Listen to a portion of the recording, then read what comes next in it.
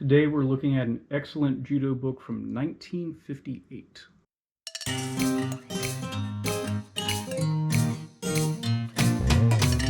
Hi guys, my name is Joe and welcome to Fighting Words, the martial arts library. On this channel I review martial arts books and talk about other martial arts related subjects.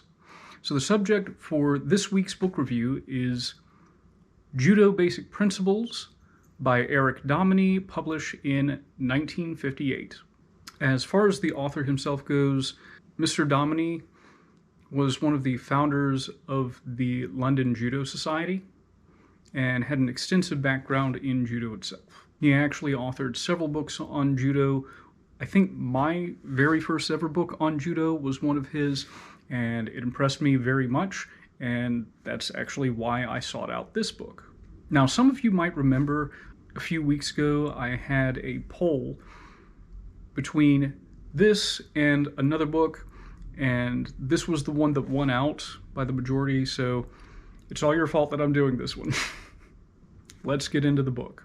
After a brief introductory section where Mr. Dominy points out that he's written books for more advanced players, and this one he wanted to be for both beginner and advanced judoka, we get into an extensive about judo section. I know you guys will occasionally hear me talk about Joe's omnibus of martial arts, where in a perfect world I would take this section from this book and this section from another book. This would be a pretty good part to put in Joe's omnibus. The author goes over everything from choosing a school, the different rank structures that were in place at the time, both in the UK and in the United States. He goes over a suggested syllabus, which is how this book is sort of outlined. And he also talks about basic body movements for throwing that gets several pages worth with multiple illustrations. As I mentioned, the book has illustrations. It doesn't utilize any photographs, but the illustrations are clear line drawings. They're easy to follow.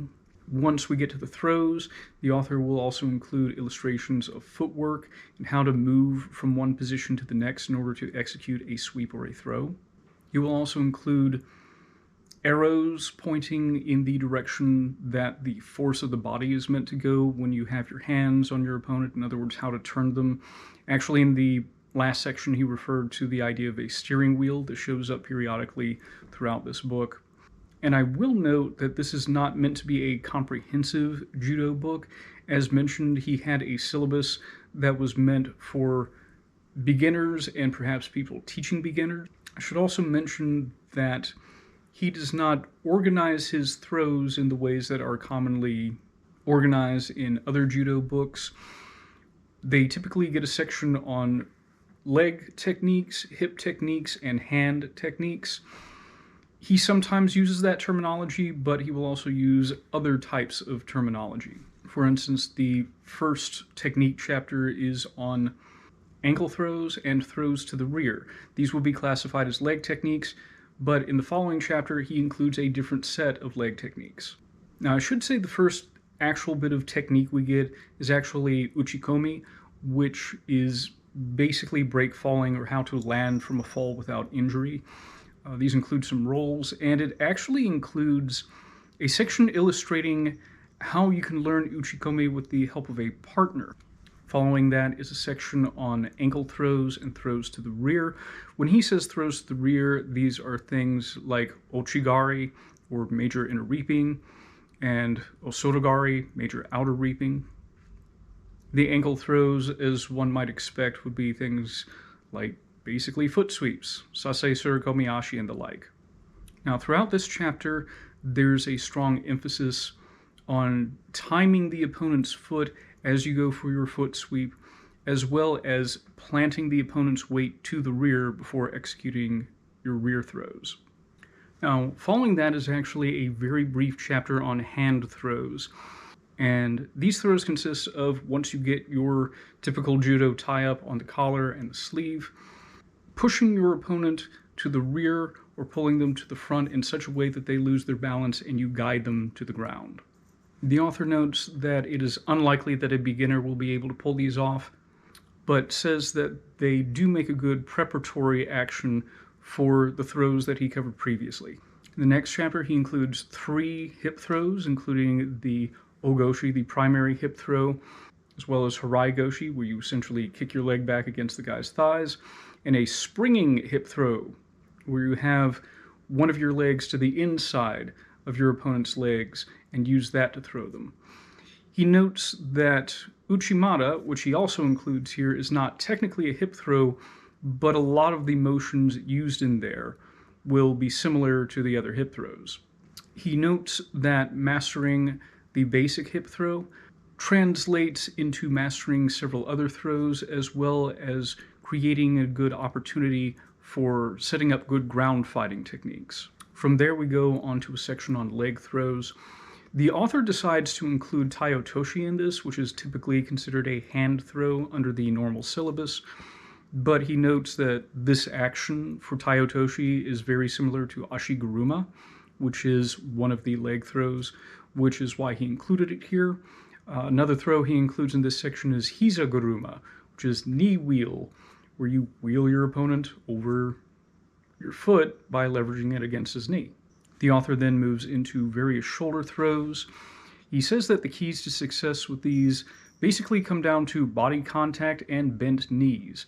In other words, attaching your opponent to your body and bending your knees down, as well as sort of concaving your body. And he does make note that a lot of people will go in with a more upright or even bent backward posture, and that sort of sabotages them when it comes to this style of throw. Finally, the last throw shown is Tomoe Nage, which is the only sacrifice throw that he shows. He does note that he's not a big fan of it, but that many people will teach this, so in order to prepare the reader for things that they might encounter in competition, he has decided to include it. The first section on ground fighting is on hold downs, and most of these are variations from the side, including the scarf hold. We get what would be called a north-south position in Brazilian Jiu-Jitsu, but most of these involve not straddling the opponent, staying off to the side and pinning them in various ways. He will show grip variations, as well as showing what body positions would allow for an opponent to escape. I think this not only helps one understand what's important to hold someone down, but even though he doesn't really cover escapes by themselves, I think this also helps one understand, if someone is holding me in this position, what could I do in order to effect an escape? Because he's showing, if you don't do this right, this is how the guy can get out. The next section is on neck holds, and he distinguishes between chokes and strangles. He notes that chokes are pressure against the windpipe, while strangles are pressure against the carotid arteries, and he has subsections on each one. One thing he does make note of is that in order to effect a good choke, one must be in entire control of the opponent so that they're not able to escape or roll away. The final technique section is on arm locks. Most of these are of the straight armbar variety. He does include udegarami, which is a bent arm lock, sometimes referred to as a key lock or an Americana. And he does show a variation where one wraps the opponent's arm and uses the leverage of one's forearm against the back of the elbow in order to effect a straight arm lock. Several of these are done from what we would refer to as the mount position in Brazilian Jiu-Jitsu.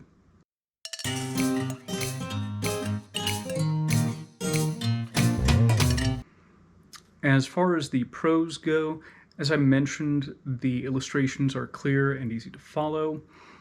As well, the author spends a lot of attention on the details of the techniques.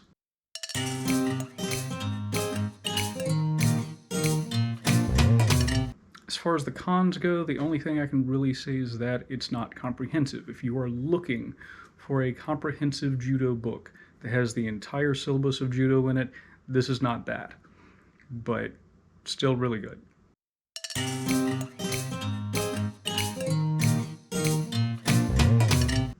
As far as recommendations go, I think especially if you are new to judo, this is a pretty good book to get. It was originally published in 1958, but I was able to find it on Amazon in the form of a reprint. So that's how I got it, instead of having to spend $50 or more on an original copy. I think if you also have some experience in judo already, if you are maybe at an intermediate level, there might be some details that the author presents that may not get covered in a general class that one may struggle to discover on their own. So again, beginner or intermediate, I think this is pretty good for those. It has, I think, some self-defense perspectives. I think, again, the opening chapter where it talks about the fundamental principles of how to throw someone, I think that that can be applied to any martial art. And of course, in self-defense, a lot of times you find yourself in the clinch. So this would be an idea of how to use that clinch in order to throw folks. The author actually emphasizes multiple times how you don't want to go down and land on your opponent. In his case, he says because this might cause injury. Now, from a self-defense perspective, we can understand that maybe I don't want to get tied up on the ground. And of course, there are some of these pin escapes that I think someone interested in self-defense could take and utilize in their self-defense understanding. So, thank you guys for following along with me. If you would like to sponsor a book review, or if you just want to support the channel, please consider donating to my Ko-fi account. I'm going to put a link in the description.